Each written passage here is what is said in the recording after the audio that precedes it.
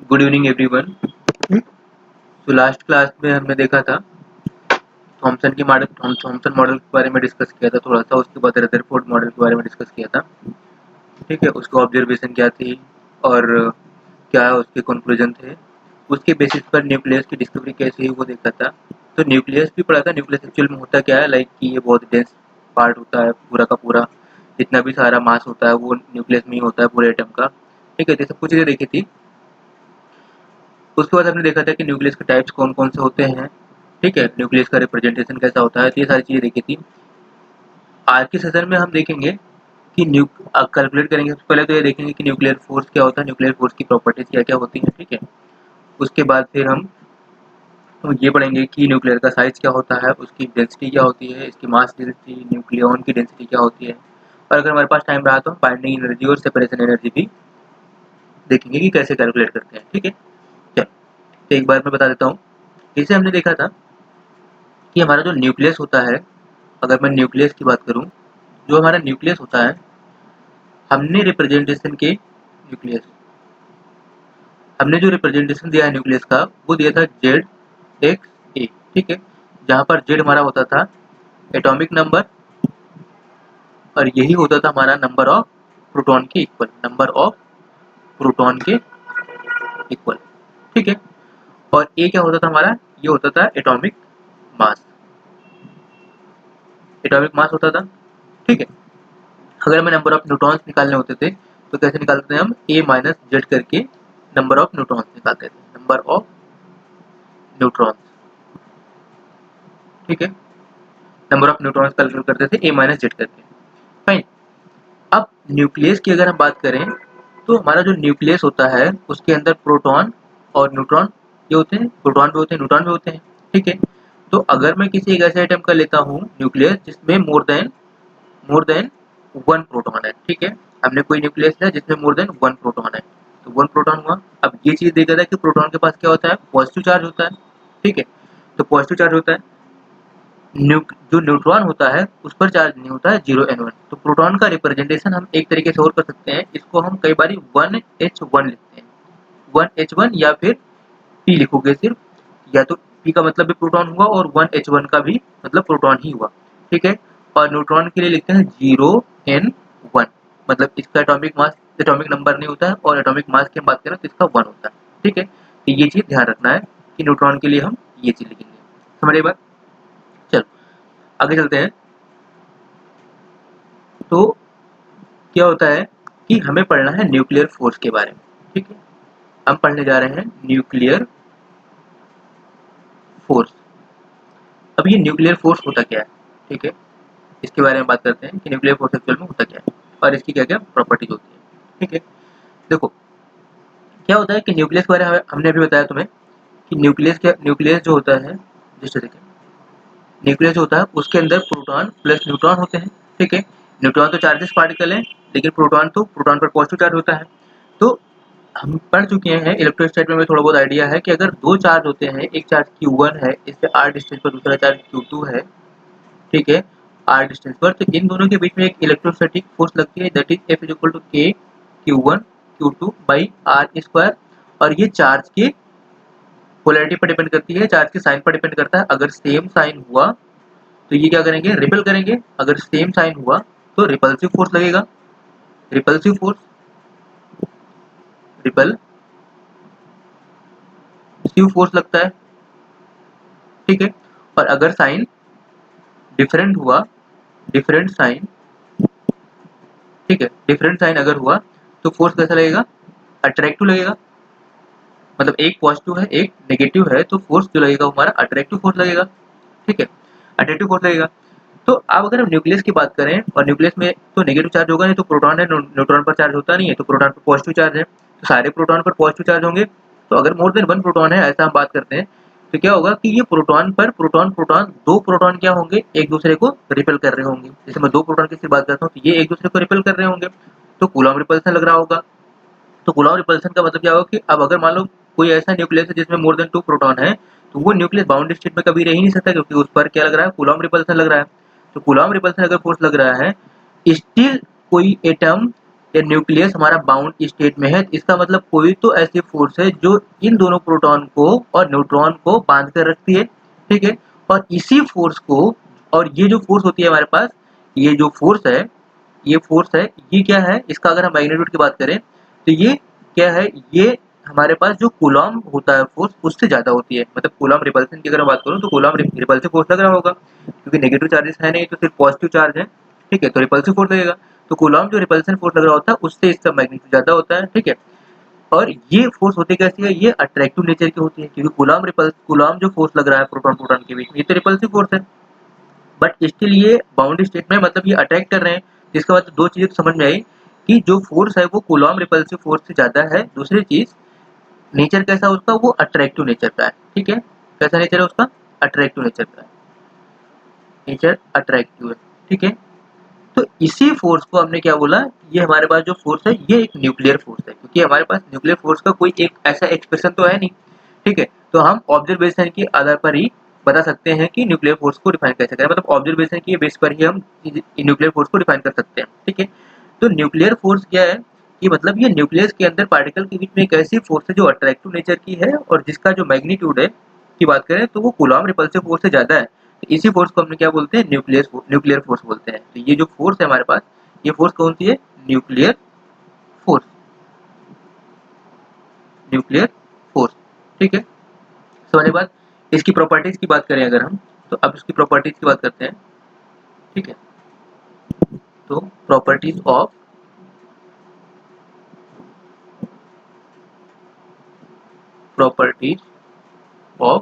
Nuclear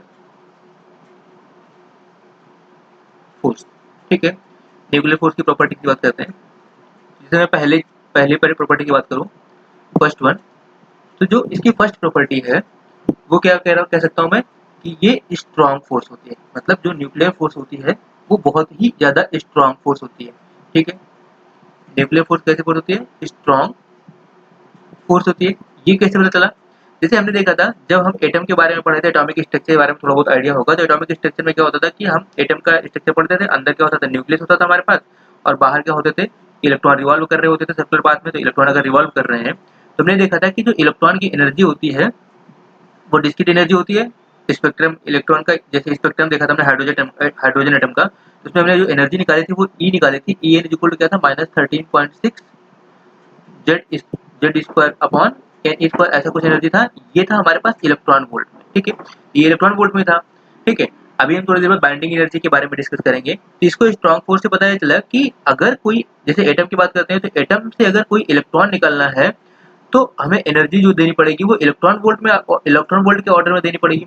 लेकिन अगर nucleus से कोई प्रोटॉन या कोई न्यूट्रॉन निकलना है, या न्यूक्लियॉन्स को अलग करना, अच्छा न्यूक्लियॉन्स की बात कर लेते हैं एक बार जरा सा।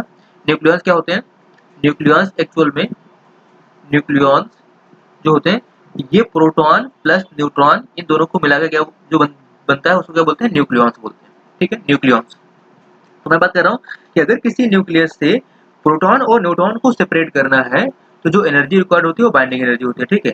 अब ये कैलकुलेट करने पर जो इसका रिजल्ट आता है वो आता है मेगा इलेक्ट्रॉन वोल्ट में। मतलब अगर हम एनर्जी रिक्वायर्ड की बात करें, ठीक है, एनर्जी रिक्वायर्ड की बात करें प्रोटॉन और न्यूट्रॉन को अलग करने के लिए, तो एनर्जी जो रिक्वायर्ड होगी वो मेगा इलेक्ट्रॉन वोल्ट में एनर्जी रिक्वायर्ड होती है, ठीक है। तो कहने का मतलब इसकी जो बाइंडिंग एनर्जी होती है, बाइंडिंग एनर्जी वो होती है मेगा इलेक्ट्रॉन वोल्ट में, ठीक है। अभी हम बाइंडिंग एनर्जी के बारे में डिटेल में डिस्कस करेंगे, बट अभी के लिए इतना समझ लो कि जो बाइंडिंग एनर्जी होती है वो मेगा इलेक्ट्रॉन वोल्ट की ऑर्डर की होती है, ठीक है। तो इसलिए हम बोलते हैं कि बहुत ही स्ट्रॉन्ग फोर्स होती है।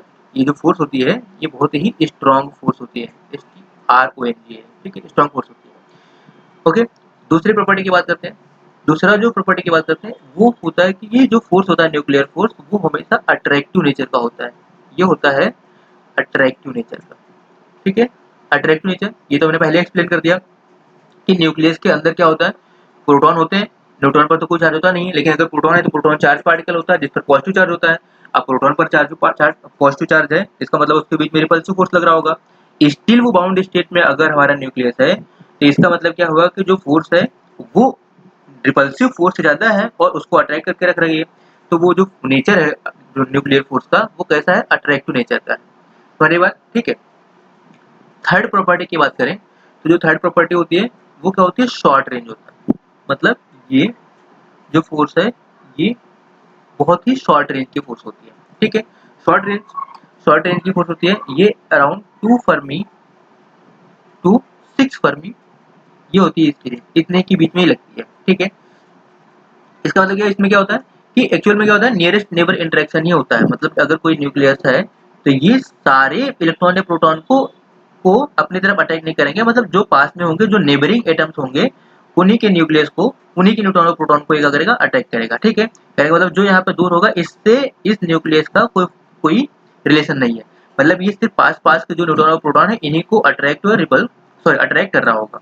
समझिए बात, ये शॉर्ट रेंज फोर्स है। अच्छा, अगर ये शॉर्ट रेंज फोर्स नहीं होता तो एक्चुअल में क्या हो रहा होता? शॉर्ट रेंज अगर ये नहीं होता, short range force, for the time being we will consider कि वेदर लाइक लेट्स से कि न्यूक्लियर फोर्स हमारा शॉर्ट रेंज फोर्स नहीं है। तो अगर ये शॉर्ट रेंज फोर्स नहीं होता, इस फोर्स जैसे जैसे हमारे पास जो फोर्स होता है, जैसे मैं न्यूक्लियर उसकी फोर्स की बात करूँ, जस्ट सेकेंड, जैसे मैं बात करूँ कूलम फोर्स की, तो हमारे पास जो कूलम फोर्स होता है वो होता है के Q1 Q2 by R square. ठीक है, एफ इज इक्वल टू ये लगाते हैं, तो जो आर होता है, आर की जो लिमिट होती है वो टेंडिंग टू इन्फिनिटी होती है, मतलब इन्फिनिटी तक वेरी कर सकता है। तो ये हमारे पास जो होता है, ये जो फोर्स होता है, ये होता है infinite range force, infinite infinite range force. ठीक है, ये इनफाइनाइट रेंज फोर्स होता है।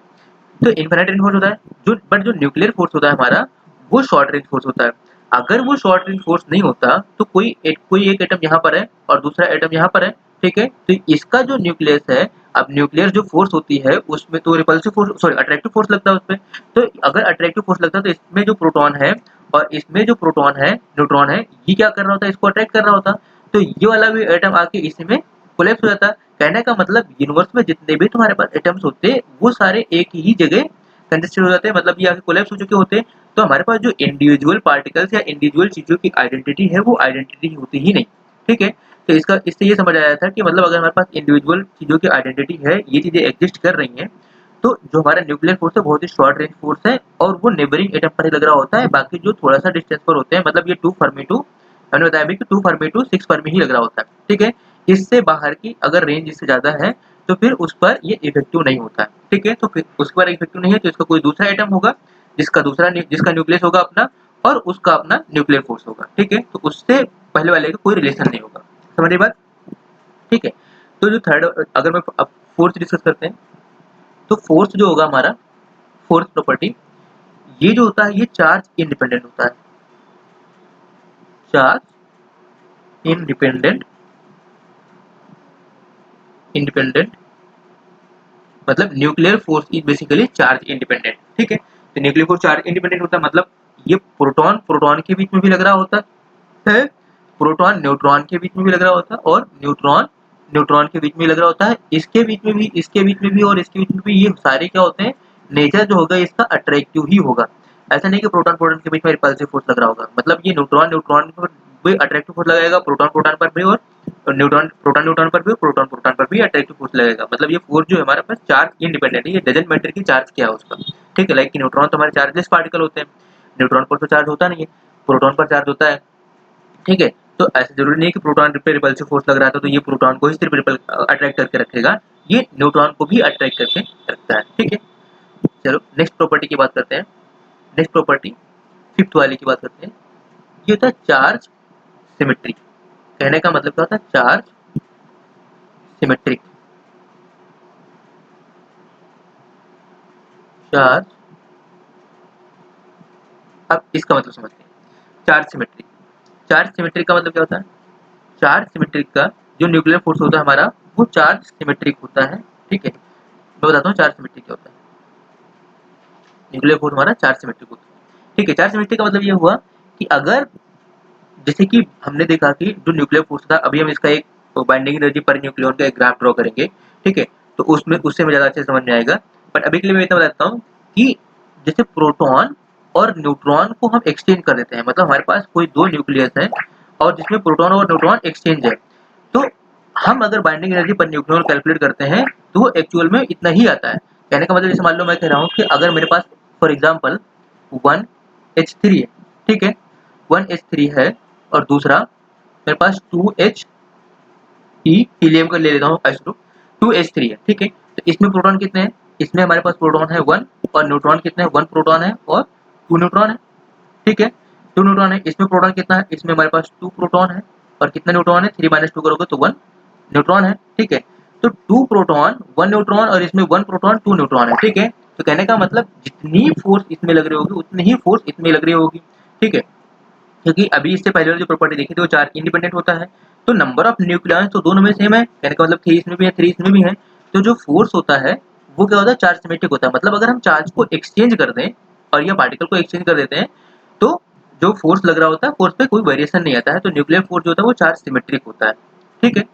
नेक्स्ट प्रॉपर्टी की बात करते हैं, सिक्स्थ प्रॉपर्टी की बात करते हैं। कुछ प्रॉपर्टीज ऐसी होंगी जो अभी के लिए समझ में नहीं आएंगी, लेकिन जैसे जैसे हम लेक्चर में बढ़ेंगे वो अच्छे समझ में आपको आ जाएंगे, ठीक है। तो अभी के लिए उसको बस याद कर लेना। जैसे मैं सिक्स प्रॉपर्टी की बात करता हूँ, तो सिक्स जो है ये हमारे पास स्पिन डिपेंडेंट होती है, स्पिन डिपेंडेंट।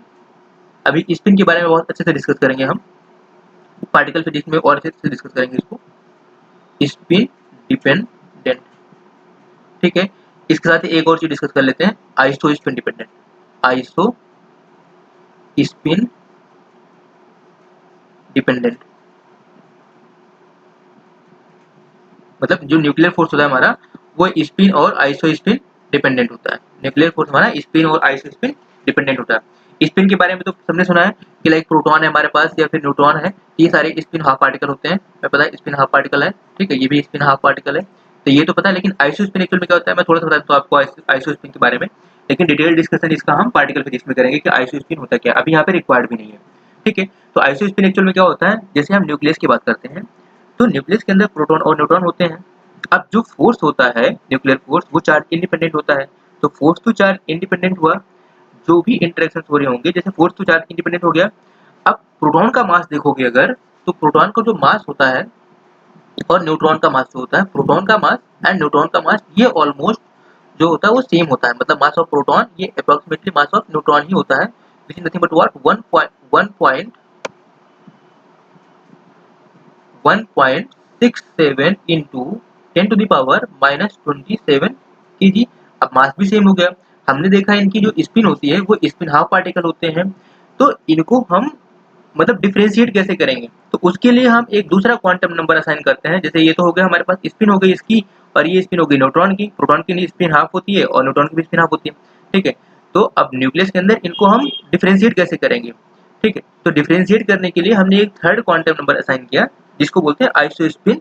और आइसो स्पिन निकालने के लिए चलो हम कैलकुलेट तो बाद में करेंगे, लेकिन अभी के लिए बस इतना समझ लो कि बस ये असाइन, इसकी कोई फिजिकल वैल्यू नहीं है, बस ये एक एब्स्ट्रैक्ट वैल्यू है जो बस ये पहचानने के लिए असाइन किया गया था कि प्रोटॉन और न्यूट्रॉन अलग अलग हो जाए, ठीक है। तो ये चीज उसके लिए होता है आइसो स्पिन, ठीक है। अब बाकी चीजें इसके बारे में डिटेल डिस्कशन करेंगे। उसमें एक्चुअल में क्या होता है कि हम इसको निकालते हैं, जैसे मैं थोड़ा सा बात कर लेता हूँ। जैसे हम कोई एक न्यूट्रॉन लेते हैं, सपोज मैं न्यूट्रॉन की बात कर रहा हूँ, ठीक है। सपोज मैं न्यूट्रॉन की बात कर रहा हूँ, ड्यूट्रॉन जो होता है ड्यूटेरॉन, ठीक है। न्यूट्रॉन कैसे लिखते हो तुम, 1H2, ठीक है। ये होता है न्यूट्रॉन द्वारा, इसके अंदर 1 प्रोटॉन है, ठीक है, और 1 न्यूट्रॉन है। तो 1 प्रोटॉन और 1 न्यूट्रॉन मतलब ये न्यूट्रॉन प्रोटॉन का सिस्टम है, ठीक है। मतलब ये कंप्लीट जो न्यूक्लियाई हमारा न्यूट्रॉन और प्रोटॉन का है, समझिए बात, ठीक है। तो ये जो होता है न्यूट्रॉन और प्रोटॉन मतलब दो ही पार्टिकल है इसमें, तो इसको बोलते हैं मल्टीप्लिसिटी। मतलब इसकी मल्टीप्लिसिटी कितनी है, 2 है, ठीक है। तो आइसो स्पिन निकालने के लिए हम क्या करते हैं कि 2i+1 जो होता है, ये i क्या है यहाँ पे, आइसो स्पिन है, ठीक है। 2i+1 है इज इक्वल टू, ये मल्टीप्लिसिटी के इक्वल होता है, इसको बोलते हैं मल्टीप्लिसिटी। ये है हमारे पास मल्टीप्लिसिटी, ठीक है, मल्टीप्लिसिटी। तो 2i+1 जो होता है ये होगा मल्टीप्लिसिटी के इक्वल, दैट इज 1 2। इसको सॉल्व करते हैं हम तो क्या आएगा हमारे पास, ये i इज इक्वल टू क्या आ जाएगा, 1/2, ठीक है। अब इसका जो क्वांटम नंबर असाइन करते हैं ये होता है कुछ ऐसे, जैसे कि जो i होता है इसका थर्ड कॉम्पोनेंट i3, ये होता है -i2 plus i, just second, -i2 plus i, ठीक है। तो इसमें तुम्हारे पास क्या था, प्रोटॉन के लिए तुम प्लस हाफ ही कर लेते हो, ठीक है, और न्यूट्रॉन के लिए हम यहाँ पे असाइन कर लेते हैं -हाफ, ठीक है। तो अब हमने ये हो गया थर्ड कॉम्पोनेंट, मतलब थर्ड कॉम्पोनेंट इसका i3 की वैल्यू आ गई 1/2 प्रोटॉन के लिए, और न्यूट्रॉन के लिए हमने असाइन कर दिया i3 की वैल्यू -1/2। अब हम डिफरेंशिएट कर पाएंगे न्यूक्लियस के अंदर कि प्रोटॉन कौन सा है न्यूट्रॉन कौन सा, ठीक है। तो प्रोटॉन के लिए हमने ये बस ये क्वांटम नंबर असाइन किया है थर्ड कंपोनेंट, जिसको हम आइसोस्पिन बताते हैं। ठीक है, तो कहने का मतलब अब यहाँ से जो न्यूक्लियर फोर्स होता है हमारा, ये स्पिन डिपेंडेंट और आइसोस्पिन डिपेंडेंट दोनों होता है। ठीक है, चलो आगे बात करते हैं, नेक्स्ट प्रॉपर्टी की बात करते हैं। लेट से हम सेवेंथ वाले की बात करें, तो सेवेंथ वाले की बात जो करते हैं वो है हमारे पास saturation property. Saturation property, saturation property. ठीक है, सैचुरेशन प्रॉपर्टी क्या होती है? सैचुरेशन प्रॉपर्टी मतलब, मैं सैचुरेशन प्रॉपर्टी की बात करूं तो जो बाइंडिंग, अभी हम बाइंडिंग एनर्जी से कैलकुलेट करेंगे, तो ये क्या होता है कि for heavy nuclei, for heavy nuclei और as we increase the mass number, मतलब मास नंबर अगर हम इंक्रीज करते हैं तो उसके बाद क्या हो जाता है, जो हमारे पास बाइंडिंग एनर्जी पर न्यूक्लियन होती है ये क्या हो जाती है, कांस्टेंट हो जाती है। ठीक है, तो कहने का मतलब जो फोर्स होता है हमारा ये कांस्टेंट हो जाता है। जैसे जैसे हम लार्ज न्यूक्लियाई की तरफ बढ़ते हैं, ठीक है, इंक्रीज करते हैं ए की वैल्यू, वैसे हमारे पास बाइंडिंग एनर्जी पर न्यूक्लियन की जो वैल्यू होती है वो कांस्टेंट हो जाती है। तो ये सैचुरेशन प्रॉपर्टी को एक्सप्लेन करता है। ठीक है, अब इसका ग्राफ भी देखेंगे हम पूरा अच्छे से डिटेल में। ठीक है, नेक्स्ट प्रॉपर्टी अगर हम एट्थ की बात करें तो जो एट्थ प्रॉपर्टी है इसकी वो होती है, ठीक है, हमने डिस्कस क्या कर लिया, हमने स्ट्रॉन्ग फोर्स देख लिया, अट्रैक्टिव नेचर होता है, शॉर्ट रेंज फोर्स होता है, ठीक है, चार्ज इंडिपेंडेंट होता है, चार्ज सिमेट्रिक देखा हमने, spin dependent, isospin dependent, suggestion property. इसका एट्थ वाला देखते हैं हम। एट्थ वाला ये नॉन सेंट्रल नेचर का होता है, non central nature, non central and tensor भी लिख सकते हैं हम, नॉन सेंट्रल एंड या फिर टेंसर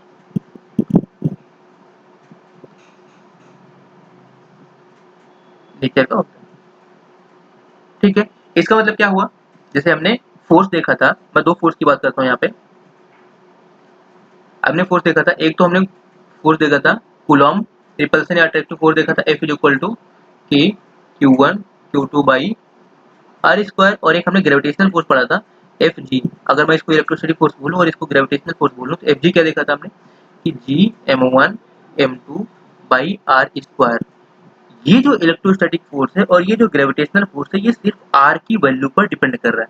आर की वैल्यू पर डिपेंड करने का मतलब क्या होगा कि अगर हमारे पास दो चार्ज पार्टिकल हैं या दो पार्टिकल हैं जिसका मास m1 है, एक का दूसरे का m2 है, और इसका चार्ज q1 है, इसका चार्ज q2 है, तो अगर मैं इलेक्ट्रोस्टैटिक फोर्स की बात करूं चाहे तो, और चाहे मैं ग्रेविटेशनल फोर्स की बात करूं, तो जो इन दोनों पर फोर्स लग रहा होता है वो अलोंग दी लाइन ज्वाइनिंग या सेंट्रल लाइन के अलोंग ही लगता है। मतलब अगर अट्रैक्टिव फोर्स होगा इस तरफ अटैक कर रहा होगा, ये इसको इस तरफ अटैक कर रहा होगा, क्योंकि ग्रेविटेशनल फोर्स अट्रैक्टिव होती है। ठीक है, अगर मैं रिपल्सन फोर्स की बात करूं तो रिपल्सन जो फोर्स होती है वो क्या होती है, वो इधर लग रही होगी, इस पे इधर लग रही होगी। तो कहने का मतलब क्या हुआ कि ये इसी लाइन के अलोंग फोर्स लग रही होगी। ये जो इलेक्ट्रोस्टैटिक फोर्स होती है हमारी और ग्रेविटेशनल फोर्स होती है ये सिर्फ आर की वैल्यू पर डिपेंड कर रही है। ठीक है, ऐसा नहीं है कि इन दोनों चार पार्टिकल की फोर्स जो होगी वो यहाँ पर कहीं ऐसे कुछ लग रही होगी, इस यहाँ पर लग रही होगी दो चार पार्टिकल की, ऐसा कभी नहीं होगा। अगर यहाँ पर कोई मास होगा तो उसके अकॉर्डिंग ये फोर्स लग रही होगी, समझ रही बात।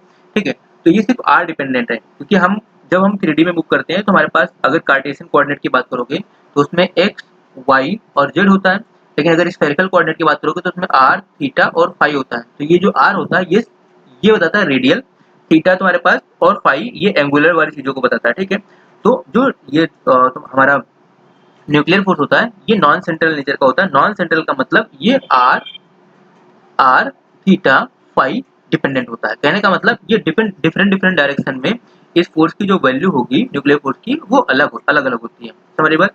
तो ये हमारा जो फोर्स होता है न्यूक्लियर फोर्स वो नॉन सेंट्रल नेचर का होता है, मतलब ये डिफरेंट डायरेक्शन में इस फोर्स की वैल्यू अलग अलग होगी और ये आर थीटा फाई तीनों पर डिपेंड कर रहा होता है, समझ बात। ठीक है, ओके, तो नेक्स्ट प्रॉपर्टी की हम बात करते हैं, नेक्स्ट प्रॉपर्टी की बात करते हैं, नाइन्थ वन, मैं इसको ब्लू से लिखता हूँ, नाइन्थ वन। ठीक है, नाइन्थ प्रॉपर्टीज की ये हमारा एक्सचेंज पार्टिकल नेचर होता है, मतलब एक्सचेंज पार्टिकल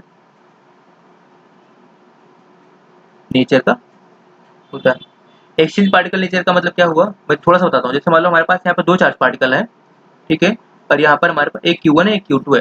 तो Q1 और Q2 है, Q1 और Q2 के बीच में कितनी भी डिस्टेंस हो, लेकिन कूलॉम अट्रैक्शन या कूलॉम रिपल्सन तो इनके पास फोर्स लग रहा होगा, F equal to K Q1 Q2 by R square, ठीक है। तो ये पता कैसे चला कि जैसे मान लो Q1 की बात कर रहा हूँ, तो Q1 जो फोर्स है, ये दोनों सपोज करो सेम चार्जेस है, मतलब कहने का मतलब दोनों की पोलैरिटी सेम है, दोनों ही पॉजिटिव चार्ज है, तो इसको रिपेल करेगा। तो Q1 को पता कैसे चलेगा कि Q2 को रिपेल करना है। तो एक्चुअल में क्या हो रहा होता है कि ये फोटोन से यहाँ पे एक रेडिएशन जैसा दिख रहा होता है तुम्हें, और ये फोटोन एक्सचेंज कर रहे होते हैं, ठीक है।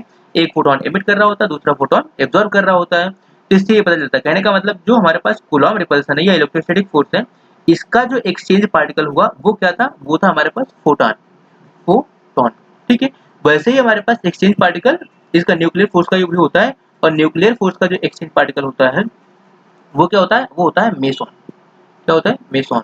ये मेसॉन पार्टिकल के बारे में हम पार्टिकल फिजिक्स में बहुत डिटेल में पढ़ेंगे, ठीक है। अभी के लिए बस इतना समझ लो कि ये जो न्यूक्लियर फोर्स है ये एक्सचेंज पार्टिकल नेचर का होता है, और इसका जो एक्सचेंज पार्टिकल होता है वो क्या होता है, वो होता है मेसॉन, ठीक है, या फिर पाई मेसॉन। जैसे पाई हमारे पास तीन तरीके के होंगे, पाई प्लस होगा, पाई जीरो होगा और पाई माइनस होगा। तो अभी मेसॉन समझ लो, बट एक्चुअली में पाई मेसॉन होता है, ठीक है। नेक्स्ट बात करता हूँ मैं 10th वाले की। तो ये होता है हमारे पास velocity dependent, velocity dependent, velocity dependent होता है, ठीक है। तो ये जो फोर्स होता है, हमने अब कितनी प्रॉपर्टी डिस्कस करी, हमने जो प्रॉपर्टी डिस्कस करी, हमने 10 प्रॉपर्टी डिस्कस करी इसकी, ठीक है। कौन कौन सी, एक तो स्ट्रॉन्ग नेचर होता है इसका, दूसरा अट्रैक्टिव होता है, फिर शॉर्ट रेंज फोर्स है, चार्ज इंडिपेंडेंट है, चार्ज सिमेट्रिक होता है, फिर स्पिन डिपेंडेंट और आइसो स्पिन डिपेंडेंट है, ठीक है। और सैचुरेशन प्रॉपर्टी इसमें देखा था हमने, एक सेकंड, 6 7, और ये था हमारे पास 7, ये 8 था, ये नंबरिंग थोड़ा गलत हो गई, एक सेकंड, ये हमारे पास 8 है, और ये 9 है, ठीक है, ये 10 है, और ये 11 है, ठीक है। तो हमने 11 प्रॉपर्टी डिस्कस करी, ठीक है, 11 प्रॉपर्टी डिस्कस करी, समझे बात। एक बार इसको समराइज कर देते हैं कि न्यूक्लियर फोर्स हमें अच्छे समझ में आ गया, ठीक है, न्यूक्लियर फोर्स होता क्या है, और न्यूक्लियर फोर्स की प्रॉपर्टीज। पहला हमने देखा कि ये क्या होता है, फर्स्ट वन ये होता है हमारे पास स्ट्रॉन्ग नेचर का, स्ट्रॉन्ग फोर्स, ठीक है। दूसरा अट्रैक्टिव, ठीक है। थर्ड वन चार्ज इन, ये शॉर्ट रेंज का होता है। Fourth one charge independent,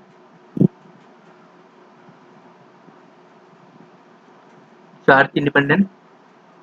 fifth one ये होता है charge symmetric.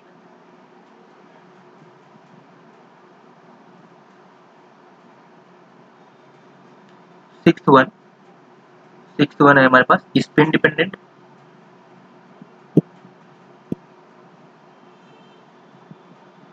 Spin dependent. Seventh one isospin dependent, iso spin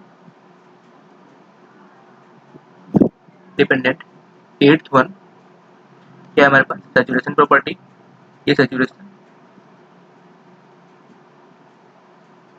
property,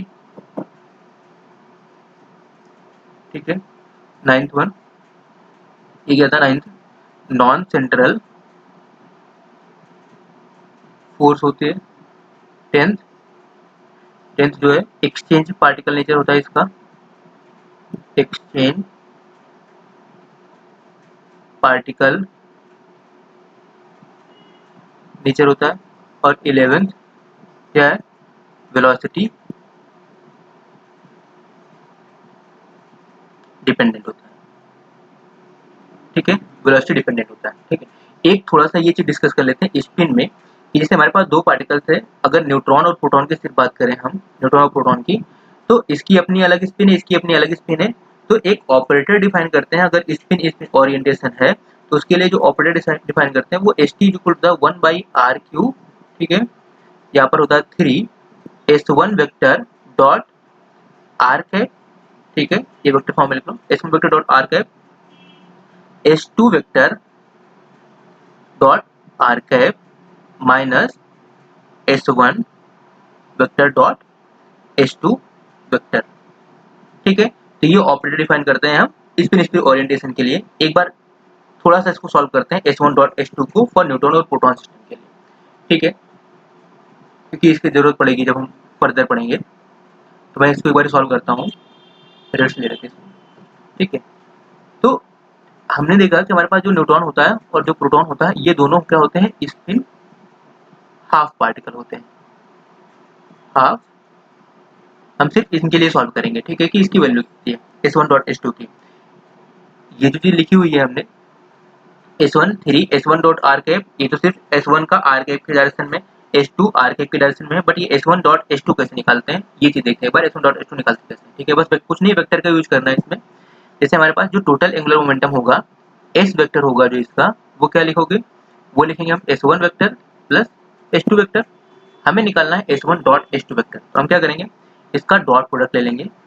तो ये हो जाएगा S vector dot S vector करोगे, मतलब ये हो जाएगा S1 vector plus S2 vector, ठीक है, dot S1 vector plus S2 vector, dot product अच्छे से आता है। ये हो जाएगा मॉड ऑफ S वेक्टर का स्क्वायर इज इक्वल टू, इसको करोगे ये हो जाएगा मॉड ऑफ S1 वेक्टर का स्क्वायर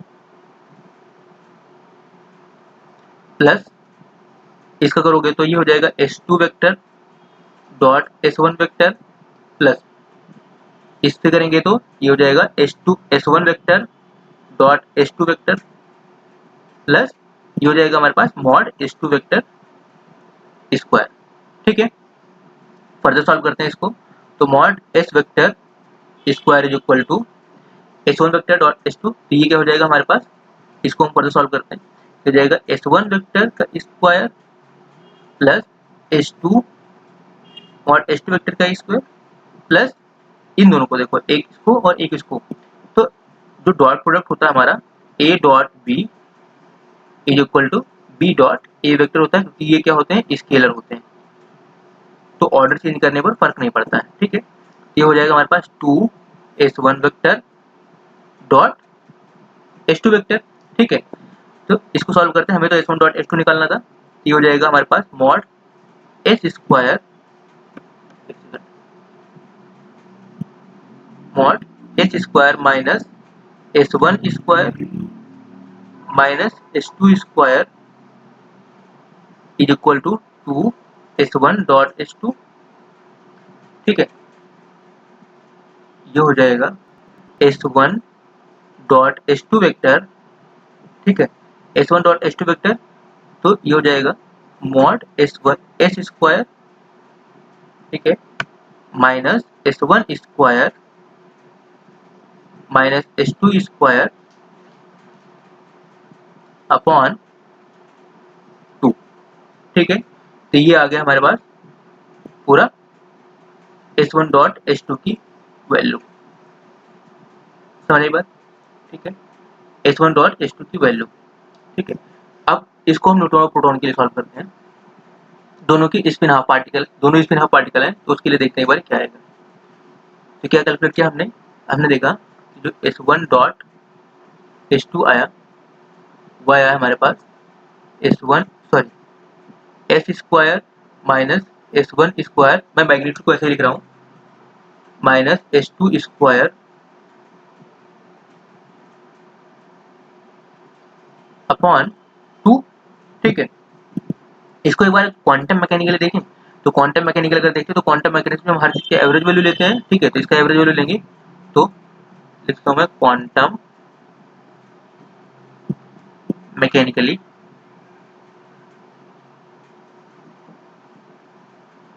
क्या हो जाएगा, क्वांटम मैकेनिकली है S1 vector dot S2 vector, इसका एवरेज लोगे क्या हो जाएगा, average of S square minus average of S1 square minus average of S2 square, ठीक है, upon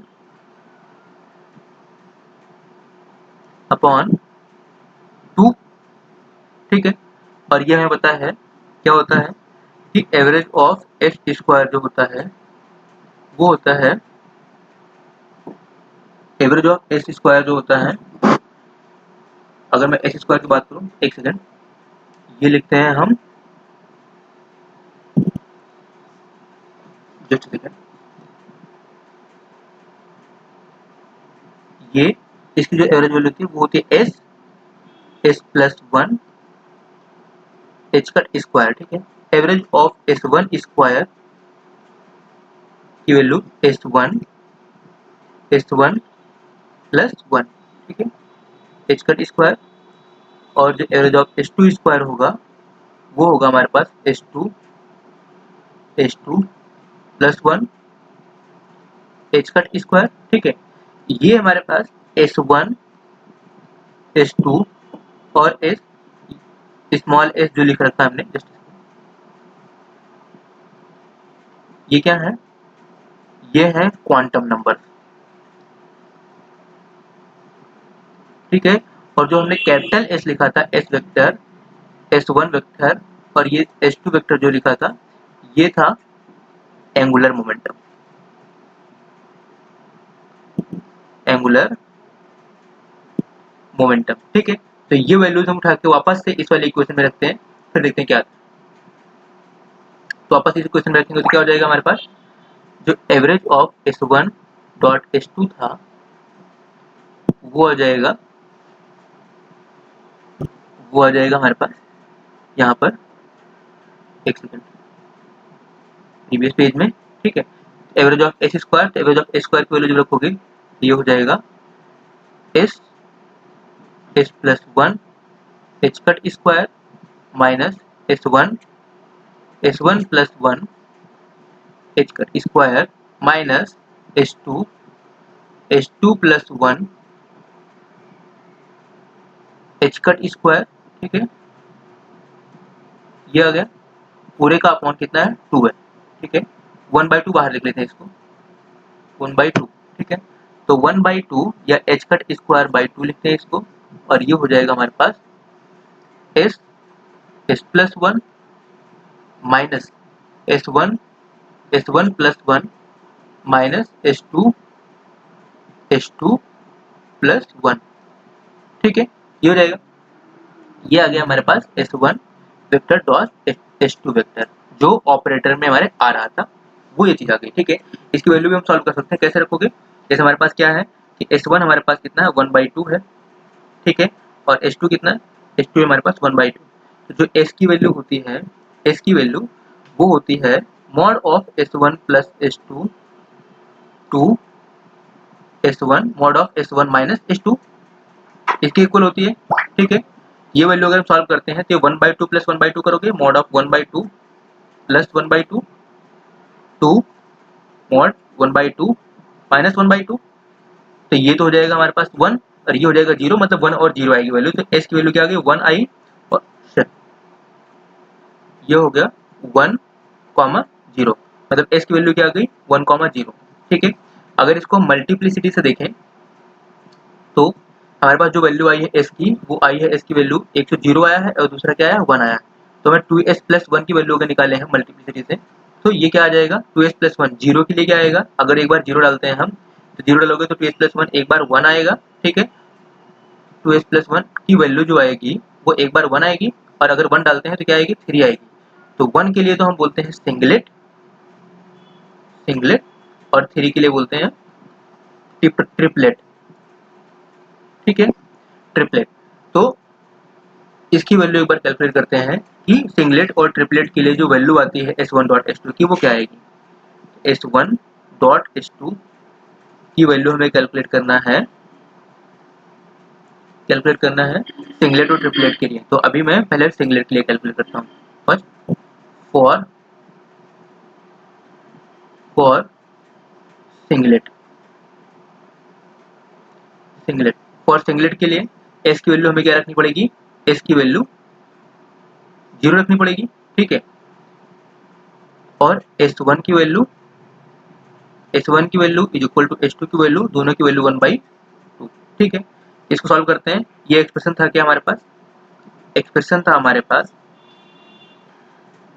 h cut square by 2,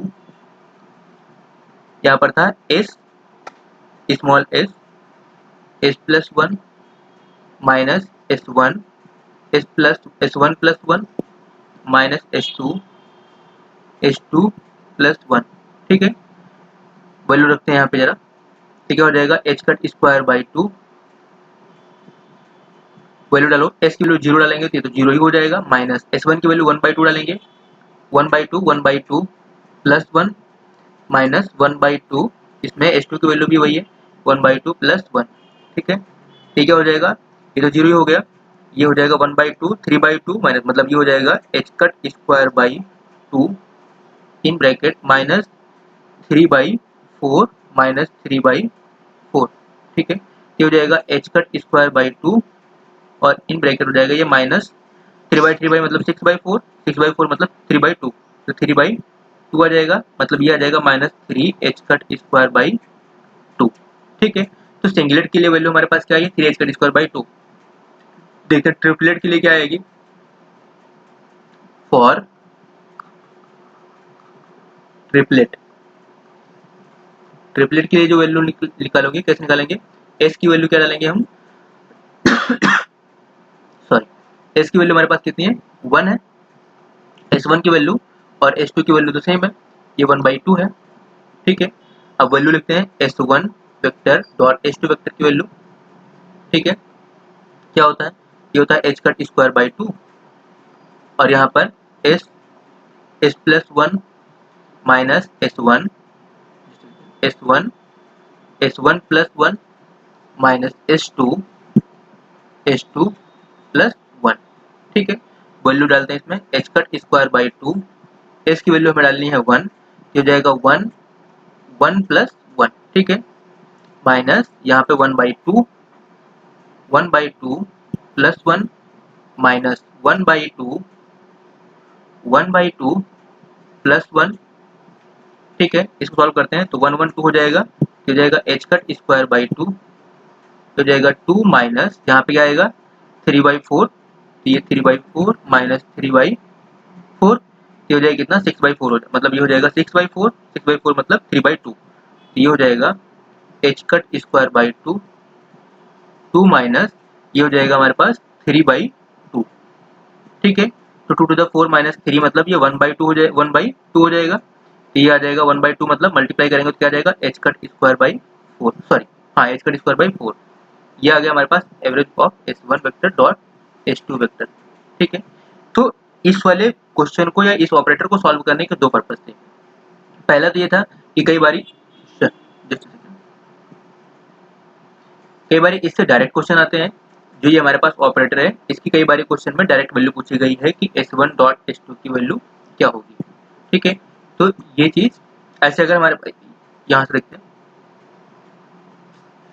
ये था s1 डॉट s2। ठीक है, तो हमने s वेक्टर से कैसे निकालना है? अगर हमारे पास 3 होते, सपोज हमारे पास अगर कोई 3 पार्टिकल होते हैं तो उसके अकॉर्डिंग हमारे पास टोटल मोमेंटम बस s1 vector plus s2 vector plus s3 vector आता। ठीक है, और फिर हम डॉट प्रोडक्ट करके उसको निकालते वैल्यू। अभी के लिए हमारे पास 2 थे, तो हमारे पास s1 डॉट s2 की जो आया था वैल्यू, वो आया था ट्रिपलेट और सिंगलेट के लिए हमने कैलकुलेट करा यहाँ पे। या तो ये प्रोटॉन और न्यूट्रॉन के लिए याद रखना, मतलब अगर 2 स्पिन हाफ पार्टिकल हैं, जरूरी नहीं कि प्रोटॉन न्यूट्रॉन हो, कोई अलग पार्टिकल भी हो सकते हैं, बट स्पिन हाफ पार्टिकल होने चाहिए, तो उनके लिए जो s1 डॉट s2 की वैल्यू आएगी वो यही आएगी। ठीक है, तो जो वैल्यू आई है हमारे पास वो है, अब याद रखना क्या क्या याद रखना है इसमें, याद रखने वाली जो चीज है वो है पहला तो कि जैसे टोटल एंगुलर मोमेंटम कैसे लिखते हो, s1 vector plus s2 vector will give you total angular momentum s vector. दूसरी चीज s1 वेक्टर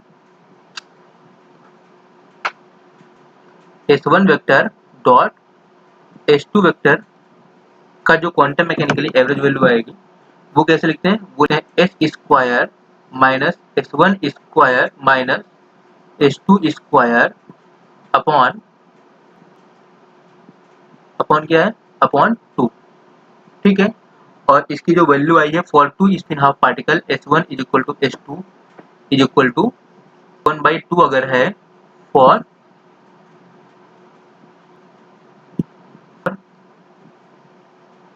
2 स्पिन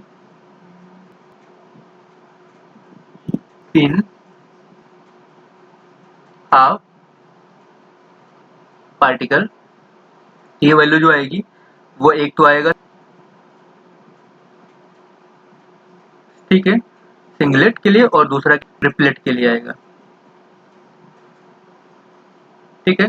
सिंगलेट के लिए क्या आएगा, ऑफ S1 लाइक कर रहा है यार, S1 vector dot S2 vector, ये क्या आया था सिंगलेट के लिए, ये आया था 3 h कट स्क्वायर अपॉन 4, और ट्रिपलेट ये आया था S1 vector dot S2 vector equal to क्या आया, ये आया h कट स्क्वायर बाई 4, ठीक है। तो ये रिजल्ट याद रखना, कई बार हम इस रिजल्ट का यूज किया कर रहे होंगे, ठीक है, फाइन। तो आज के लिए हम इतना ही रखते हैं, ठीक है। नेक्स्ट सेशन में हम पढ़ेंगे कि न्यूक्लियर की साइज कैसे कैलकुलेट करते हैं और बाकी की सारी चीजें, ठीक है। ये जो ऑपरेटर की वैल्यू कैलकुलेट करें ये याद रखना, ये बहुत ज्यादा इंपॉर्टेंट है, ठीक है। ऐसे हम कई बार जब हम न्यूट्रॉन प्रॉब्लम पढ़ रहे होंगे तो उस केस में भी हमें, क्योंकि न्यूट्रॉन जो होता है हमारा, वो तो न्यूट्रॉन हमारा जो होता है 1:2 लिखते हैं इसको, ये तो हमारे पास इसमें एक प्रोटॉन और एक न्यूट्रॉन होता है, तो मतलब ये जो कैलकुलेट कर रखा है हमने, हम ये रिजल्ट डायरेक्ट लिख लेंगे वहाँ पे, डायरेक्ट यूज कर, कैलकुलेट नहीं करेंगे, ठीक है। तो आई होप आज के समझ में आया होगा आपको, ठीक है। That's all about for today session. Next class में हम डिस्कस करेंगे न्यूक्लियर का साइज क्या होगा और डेंसिटी और बाइंडिंग एनर्जी से रिलेटेड चीजें, ठीक है। That's all about, thank you.